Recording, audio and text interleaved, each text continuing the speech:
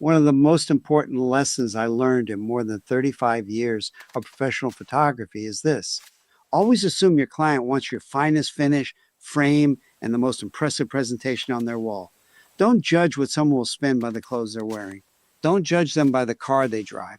And don't judge them by the house they live in, because you simply don't know.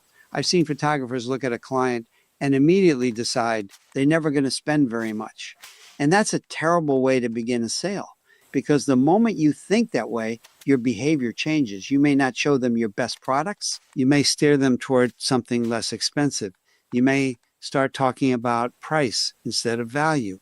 You may even make the client feel that you don't think they're the kind of person who would want or could afford your best work. Think about how that feels from the client's side. You're basically telling them, this probably isn't for you. Why would you ever want to do that? Instead, give every client the opportunity to be a great sale. Show them your best. Talk enthusiastically about your best. Let them experience your best, and then let them decide. Don't spend their money for them. A client who drives an old car may value family portraits tremendously. Another client may live in $1 million home and have very little interest in spending money on photography. You don't know. And that's why a positive attitude is so important in sales. If you walk into a sales presentation thinking you're probably not going to buy very much, you're already working against yourself. Instead, go into every sale believing this client is going to love what I've created, and I'm going to give them every opportunity to own my very best finish at an adequate size. That's not being pushy. You're not forcing anyone to buy anything. You're simply refusing to make their decision for them. And there's another benefit. When you assume every client deserves your best, you treat every client better.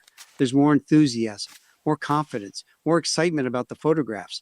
And clients feel, so here's something I want you to remember at your next sales appointment.